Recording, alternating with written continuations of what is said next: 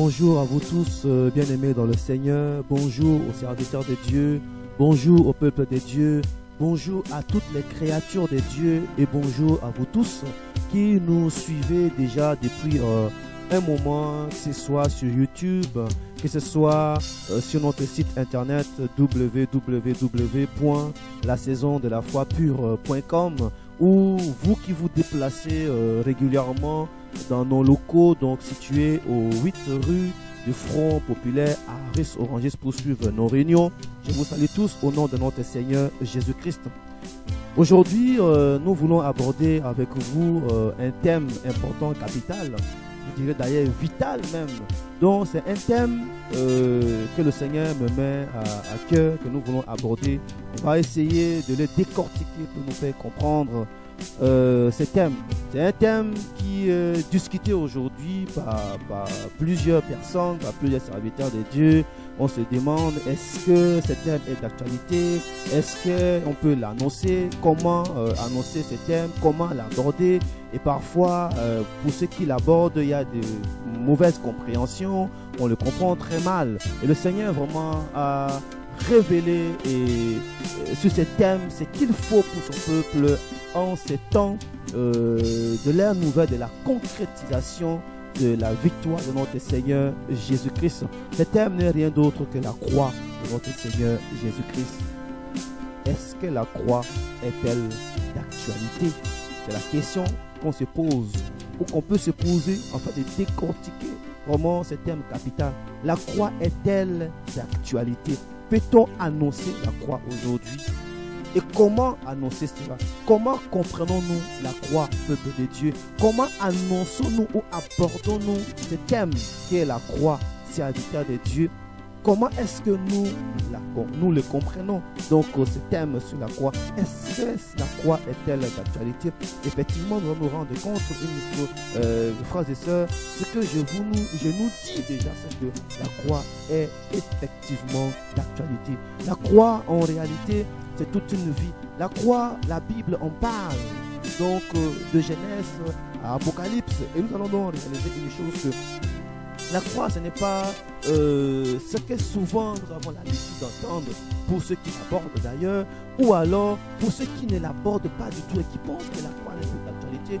Vous allez réaliser une chose, que ce n'est que le jeu du diable, c'est un plan de l'ennemi pour nous détourner en réalité d'une vie qu'on ne peut recevoir par Jésus-Christ sans la croix. Comprenons déjà que la croix de notre Seigneur Jésus-Christ, c'est le lieu de victoire, contrairement à ce qu'on peut penser et croire que la croix, c'est un lieu où on s'en va pour admirer la victoire ou ce que l'acte que Christ a accompli et on reste de loin. Mais c'est une vie déjà. La croix, ce n'est pas un lieu de lamentation, on ne parle pas pour pleurer, mais la croix, c'est le lieu de victoire, parce que quiconque reçoit l'impact de la croix va vaincre comme Jésus-Christ a vaincu le diable. Car ceux qui l'ont expérimenté, ils ont vaincu.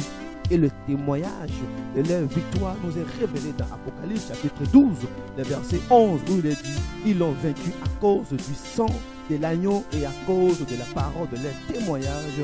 Ils n'ont pas aimé leur vie jusqu'à craindre la mort.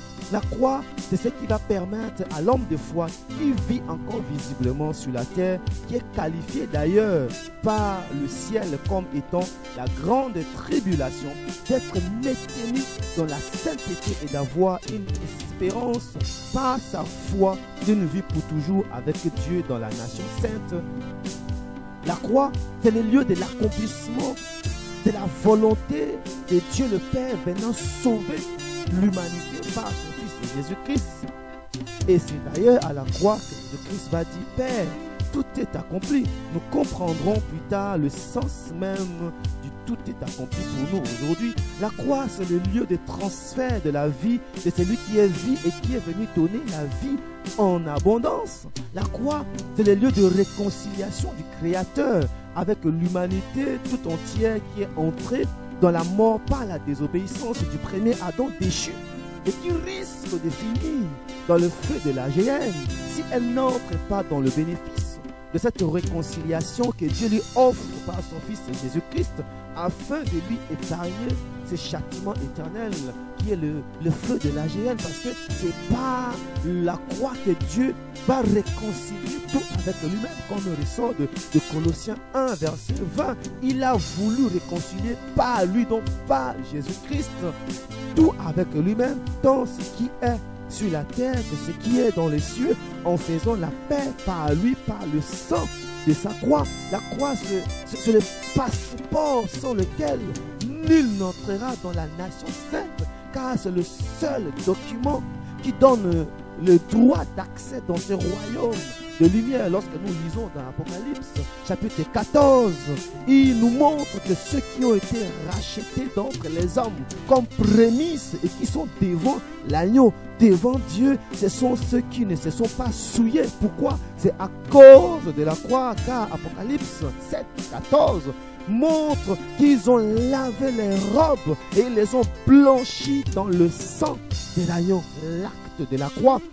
Ils ont en réalité reçu l'impact de la croix. Ils ont reçu un laissez-passer qui est écrit, signé et validé par Jésus-Christ lui-même, par sa mort et par sa résurrection.